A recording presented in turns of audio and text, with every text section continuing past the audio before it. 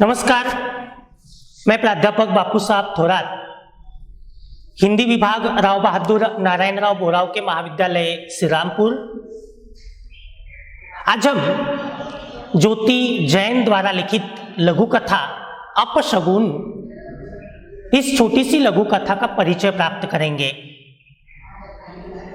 2020-21 से द्वितीय वर्ष कला के पुनर्रचित पाठ्यक्रम में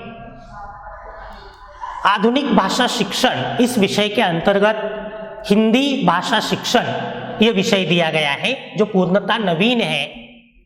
और इस विषय के अंतर्गत ज्योति जैन की लघु कथाओं का अध्ययन हमें करना है। इसी में उनकी एक लघु कथा है अपशगुन। मूलतः राजस्थान के मालवा प्रदेश के मंदसौर शहर में जन्मी ज्योति जैन एक विनम्र साहित्य सेवी रही है। बहुआयामी प्रतिभा की ज्योति जैन ने साहित्य, दूरदर्शन, आकाशवाणी, शिक्षा आदि अनेक क्षेत्रों में अपना अत्यंत महत्वपूर्ण योगदान दिया है। साहित्य के संदर्भ में अगर देखा जाए तो ज्योति जैन को बचपन से ही साहित्य के प्रति बहुत अधिक रुचि रही है और इसी के अंतर्गत उन्होंने व्यापक मात्रा में पठन या साहित्य का वाचन किया है।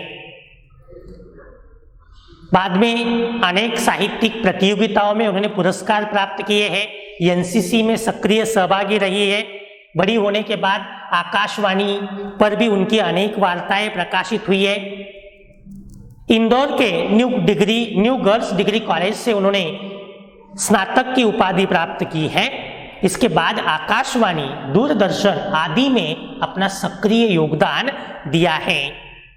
अनेक पत्र पत्रिकाओं में उनकी लघु कथाएं, उनके शोध आलेख प्रकाशित हुए हैं। इतना ही नहीं, लघुकथा.com इस वेबसाइट पर उनकी अनेक लघु कथाएं मिलती हैं। उनकी लघु कथाओं के अनेक भाषाओं में अनुवाद भी हुए हैं। तो एक अत्यंत बहुआयामी प्रतिभा की और समसामयिक समस्याओं को, समसामयिक प्रश्नों को व्यक्त करने वाली लेखिका है ज्योति जैन जी। अब उनकी अत्यंत छोटी सी लघु कथा है अपशगुन। अब जैसा कि हम जानते हैं, हमारा देश आज भी कर्मकांड मानता है। आज भी समाज में श्रद्धा, अंधश्रद्धा को लेकर तरह तरह के विचार दिखाई देते हैं।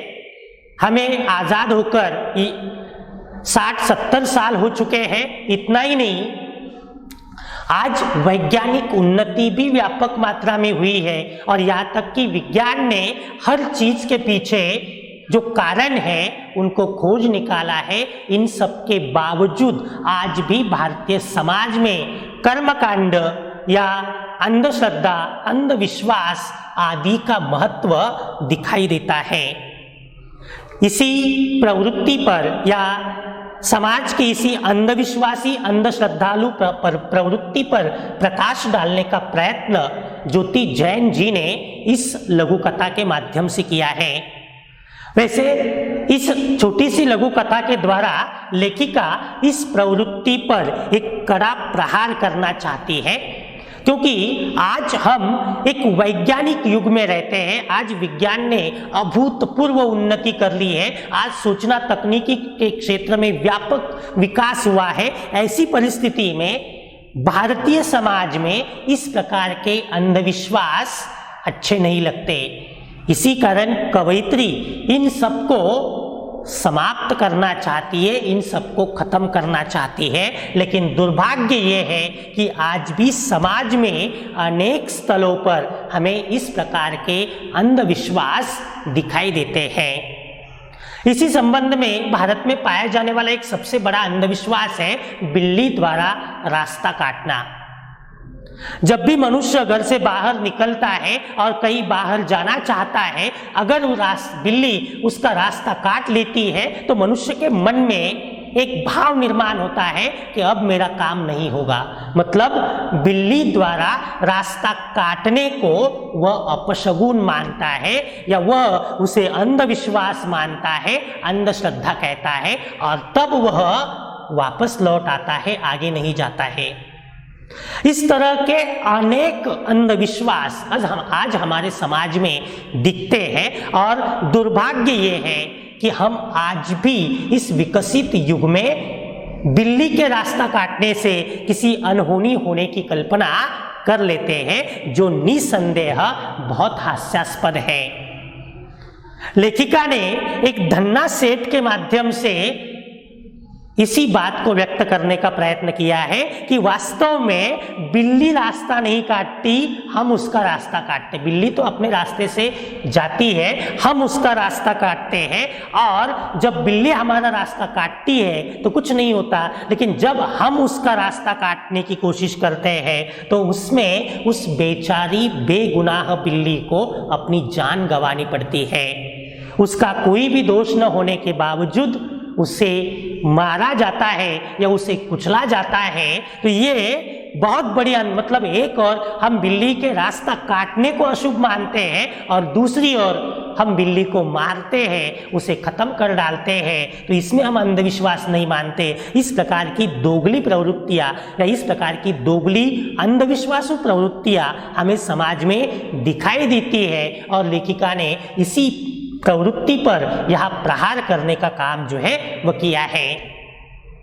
आज लेखिका कहती है कि पहले तो कहानियां थी कि एक राजा था, वह ईश्वर का परम भक्त था, लेकिन आज आजादी के बाद कोई राजा वगैरह तो रहा नहीं है। इस कारण इस प्रकार से कहना गलत होगा। आज कहना पड़ेगा एक धन्ना सेठ था, मतलब एक बहुत बड़ा धनवान सेठ था जो ईश्वर का बहुत परम भक्त था, बहुत पूजा पाठ करता था, लेकिन बेहद अंधविश्वासी था।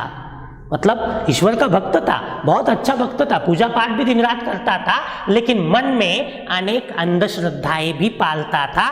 इसी कारण जब भी वह घर से निकलता, अगर कोई टोकता, कोई चीखता तो उसे बिल्कुल गवारा नहीं होता था, उसे बिल्कुल अच्छा नहीं लगता था। वह फिर वापस आता था, अंदर जाकर पानी पीता था और पानी पीकर दोबारा घर से बाहर निकलता था। मतलब अंधविश्वासी कट्टर था और इसी कारण उनके तोड़ ढूंढने का प्रयत्न भी करता था। यही धन्ना सेठ एक दिन सुबह जल्दी से उठा और अपनी गाड़ी निकालकर बाहर जाने के लिए निकला। जैसे ही वह गाड़ी में आकर बैठा तो थोड़ा सा सुबह जल्दी थी, इसलिए पूरा प्रकाश नहीं फैला हुआ था, तो वह थोड़ा सा जो मंद प्रकाश वहां फैला था सुबह का, उस प्रकाश में उसे शुरू में तो कुछ दिखाई नहीं दिया, लेकिन जैसे ही उसने अपनी गाड़ी शुरू की, उसे एक बिल्ली उसके आगे की ओर आते हुए दिखाई दी। तो इसके मन में आया, अरे कहीं बिल्ली रास्ता काट न ले तो मेरा काम नहीं होगा।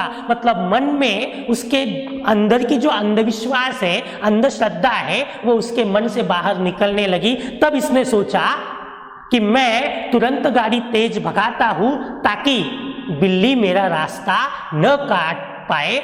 बिल्ली के आने से पहले ही मैं उससे आगे निकल जाऊंगा ताकि बिल्ली मेरा रास्ता नहीं काट पाएगी।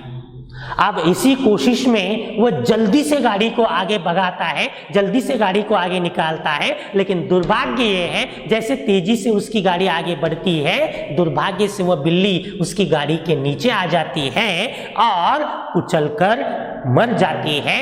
इस प्रकार ये धन्ना सेठ केवल अपनी अंधविश्वासु प्रवृत्ति के कारण या केवल अपने इन कर्मकांडों के कारण, अंध प्रवृत्तियों के कारण बिल्ली के रास्ता काटने को अपशकुन मानता है और दुर्भाग्य से उसी का रास्ता खुद काटता है। केवल काटता नहीं है तो अपनी गाड़ी के नीचे उसे कुचलकर उसकी मौत का कारण बनता है। तो एक प्रकार से यहाँ लेखिका ने यह बताने का प्रयत्न किया है कि वास्तव में आज हम मानवता की बातें करते हैं, आज हम प्राणी मात्र के प्रति दया की बातें करते हैं, लेकिन आज इन्हीं प्राणी मात्रों पर हम अन्याय अत्याचार कर रहे हैं। अपने अंधविश्वासों के चलते हम इन्हें मारते हैं और आज भी हम जानते हैं कि देवी देवताओं के नाम पर हम मुर्गियाँ या अनेक प्रकार के बकरे वगैरह काटते हैं, तो ये भी गलतियाँ है या ये भी एक प्रकार के अंधविश्वास है। तो लेखिका ने इसी अंधविश्वासों की ओर इस कहानी में अत्यंत मार्मिकता के साथ पाठकों का ध्यान आकर्षित करने का प्रयत्न किया है। आज भारतीय समाज भले ही वैज्ञानिकता से आगे बढ़ा है, आज विज्ञान ने अनेक नई नई चीजें निर्माण की है, लेकिन दुर्भाग्य आज ये है कि आज भी समाज में इस प्रकार के अंधविश्वास हमें दिखाई देते हैं। आज भी समाज में ऐसे अनेक धन्ना सेठ हैं जो बिल्ली के रास्ता काटने से डरते हैं या आप उसे ही जल्दबाजी में अपनी गाड़ी से नीचे कुचलकर मार देते हैं, और ये हमारे देश के लिए सबसे बड़ी दुर्भाग्य की बात है। और अंत में लेखिका बस यही संदेश हमें देना चाहती है कि इस प्रकार के गलत अंधविश्वास, अंधश्रद्धाएं न पाले, उन पर ध्यान न दे, उन्हें समाज से नष्ट करे, उन्हें अपने मन से नष्ट करे। यही सच में आज की वैज्ञानिकता है, आज की आधुनिकता है। इस प्रकार से ये छोटी सी लघु कथा है। धन्यवाद।